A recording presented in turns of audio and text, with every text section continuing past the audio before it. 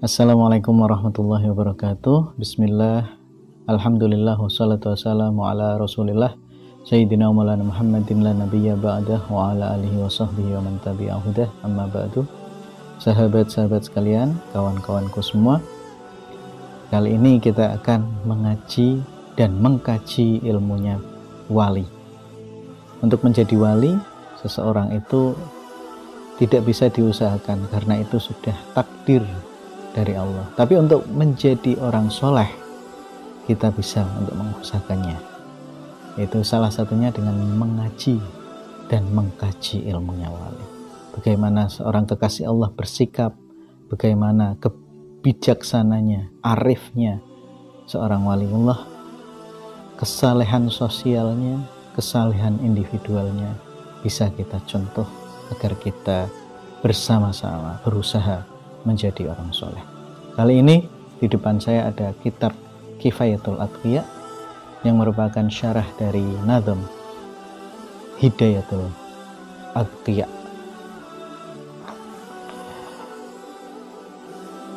Di dalam nazmnya diterangkan, li salamatid dunya khisalun arba'u ghufrun li jahlil qawmi man'uka tajhala wa takuna min saybil unasi ayisan wa li saybi nafsika lil unasi badila.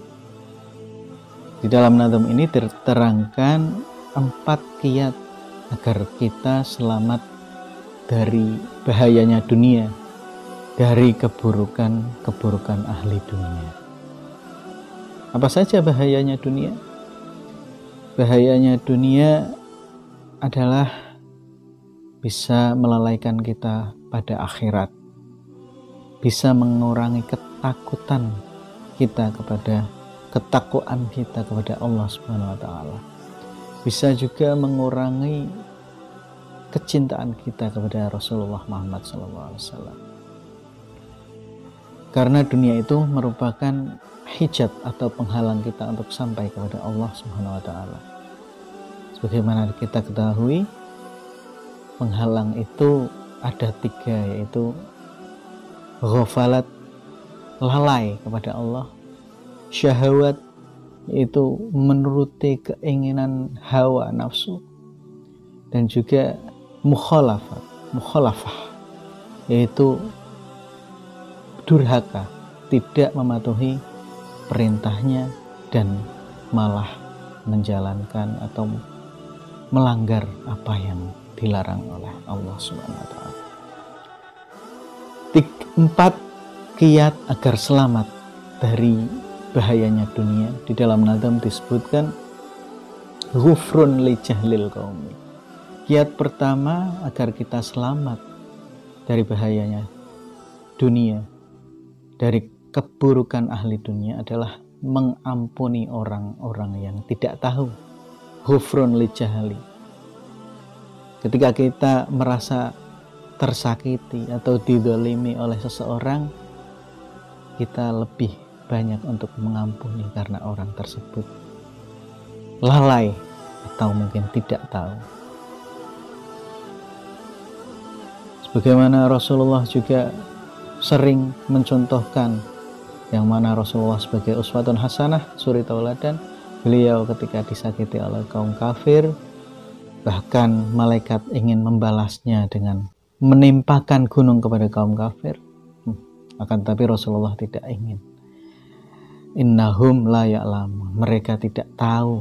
Jangan kita memaklumi kesalahan atau ketidaktahuan orang-orang jahil. Ini kunci yang pertama, kiat yang pertama agar kita selamat dari bahayanya dunia dan keburukan ahli dunia. Yang kedua adalah man'uka tajhala. Sebagaimana kita tidak mau disakiti, kita tidak mau dirugikan oleh orang-orang jahil, kita pun tidak boleh untuk berbuat bodoh, berbuat jahil yang mengakibatkan orang lain tersakiti, orang lain terugikan. Ini kiat yang kedua. Selalu berhati-hati, apalagi sekarang di zaman yang informasi begitu bebas. Tidak hanya orang alim, orang yang jahil pun banyak yang berkomentar. Gimana kita untuk menghadapinya, menghadapi orang-orang jahil seperti itu? Mengampuni, memaklumi, tidak memberi, tidak mengajak untuk berdebat. Karena tarkul jawab alal jahil jawabun, itu sebuah makalah. Tidak menjawab perdebatan dari seorang yang bodoh itu adalah jawaban. Begitu juga kita jangan ikut terpancing selalu menahan diri untuk berkomentar, berdebat kepada orang bodoh, karena itu tidak akan berguna.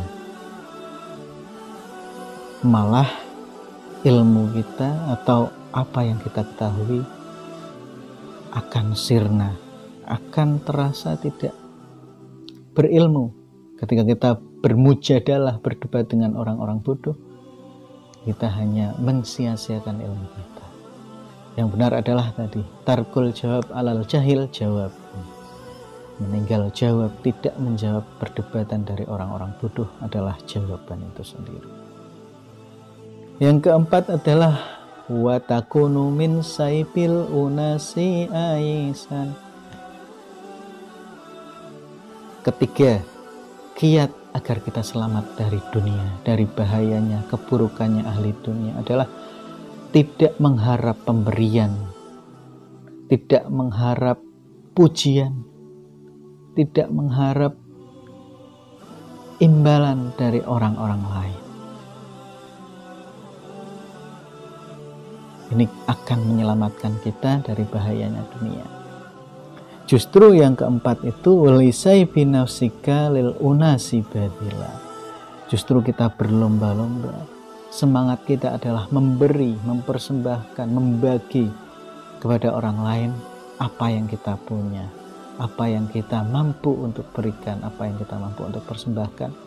Apakah itu harta kita, pikiran kita, tenaga kita, ilmu kita, itu semangat kita.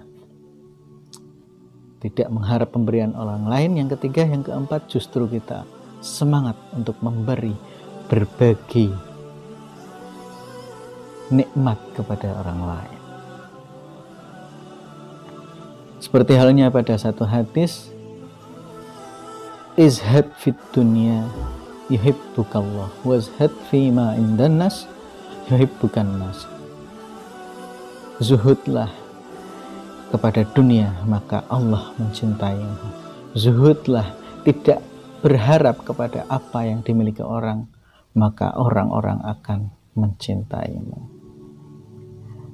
Itulah 4 kiat yang harus kita lakukan agar kita selamat dari bahayanya dunia. Ini memang ilmu wali, akan tetapi kita yang berharap bersama-sama untuk menjadi orang soleh sebaiknya mengerti dan mengetahui ilmu ini.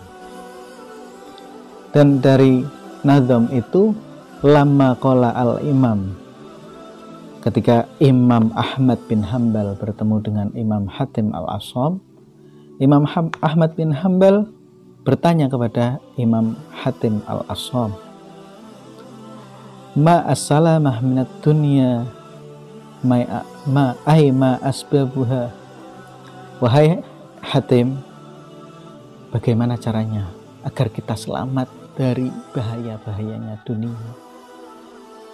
Lalu dijawab oleh Imam Hatim, faqala lahu Hatim, la yusallimu minha hatta yakuna indaka arba'u hisalin. Kita tidak akan selamat dari bahayanya dunia kecuali kita bisa menjalankan 4 kiat ini. Yang pertama, antaghfirul lil qaumi jahlahum. Maafkan kaum karena ketidaktahuannya, karena kebodohannya. Wa tamna'a jahlaka anhum, dan tidak berbuat kebodohan kepada mereka, tidak berbuat yang menyakiti mereka karena ketidaktahuan kita, dan memasrahkan apa yang kita miliki kepada mereka, memberikan semangat, memberi semangat berbagi terus menerus. Wa takunu min saibihim ahisan, dan dari apa yang mereka punya, dari apa yang mereka miliki, kita tidak berharap sedikit pun.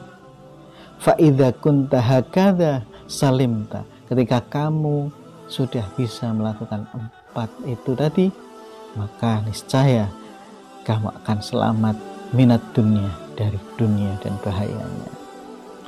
Setelah mengetahui cerita itu, kemudian dikaranglah nazam li salamatid dunya ila akhir oleh Syekh Zainuddin bin Ali Al-Maribari, yang merupakan kakek dari pengarang Fathul Mu'in, yaitu Syekh Zainuddin Ibnu Abdul Aziz Al-Maribari. Sama-sama Zainuddin, tapi yang Fathul Mu'in ini Syekh Zainuddin bin Abdul Aziz Al-Maribari, iya benar. Dan yang Hidayatul Adqiya itu Syekh Zainuddin bin Ali Al-Maribari.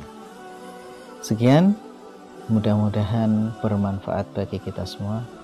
Wabillahi taufiq wal hidayah. Wassalamualaikum warahmatullahi wabarakatuh.